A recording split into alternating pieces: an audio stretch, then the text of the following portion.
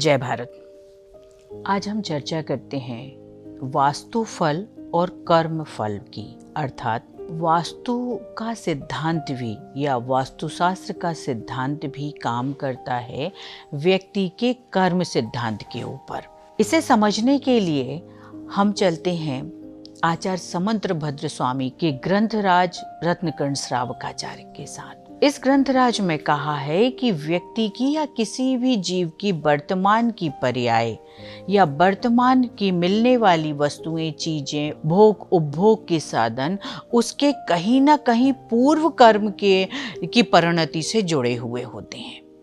इससे ये सिद्ध होता है, और ये समंतभद्र आचार्य अपने आप में एक सदी के बहुत बड़े महान आचार्य के रूप में हमारे ग्रंथों में प्रतिष्ठित है, प्रमाणित है, जो कि कर्म सिद्धांत पर ये हमें कह रहे हैं कि हमारी वर्तमान की पर्याय या वर्तमान की जो चीज़ों की उपलब्धता है हमारे व्यक्ति के पूर्व कर्मों पर डिपेंड करती है। इससे ये सिद्धांत यहाँ ये सिद्ध करता है कि वर्तमान में हमें जो भी जमीन मिली हुई है, जो भी भूमि पे, भवन पर हम निवास कर रहे हैं, ये कहीं ना कहीं हमारे प्रारब्ध में ही संचित था, तब आज हमें मिला है।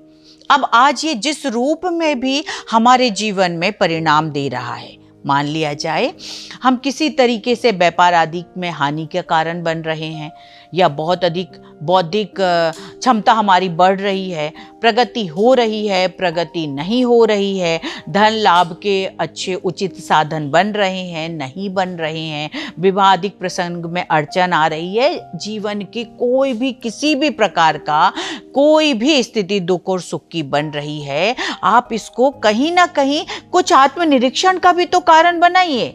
सदैव ये क्यों बना लेते हैं कि मेरे भवन में दक्षिण दिशा की ओर दरवाजा है भवन का, इसीलिए स्वास्थ्य में मेरे गिरावट आ रही है, स्वास्थ्य लाभ नहीं मिल पा रहा है। कभी एक बार आत्मचिंतन और मंथन भी तो करिए। इतने बड़े बड़े हमारे वेद पुराण लिखने वाले हमारे ऋषिराज मुनिराज हमारे आचार्य हमें कह रहे हैं कि भैया कभी किसी को जीव को तुमने औषधि दान ही नहीं दिया। किसी मूक पशु के ऊपर जो कि किसी दीनहीन स्थिति में रोड के किनारे तड़फ रहा है, हमने उसको कभी करुणा बुद्धि से उठाकर, ममत्व बुद्धि से उठाकर, पुत्र पत्र उसको उठाकर कभी हमने उसकी सेवा ही नहीं किया। बहुत से जीव जो वैराग्य प्रसन्न को धारण करके साधु संत का जीवन जीते हैं, उनके जीवन में अगर किसी प्रकार के रोग की स्थिति बन जाए, किसी प्रकार असहजता की स्थिति बन जाए, हमने कब ये काम किया कि हमने अपने व्यक्तिगत जीवन से समय निकालकर उनकी सेवा में, उनको औषधि लाभ के लिए, स्वास्थ्य लाभ के लिए जब हमने किसी दूसरी व्यक्ति के लिए कार्य ही नहीं किया। कभी मैंने औषधि दान ही नहीं दिया, कभी मैंने अभय दान ही नहीं दिया। किसी प्रकार के कोई जीवन में डर रहा है और मैंने उसको डर को खत्म ही नहीं किया, अभेदान ही नहीं दिया।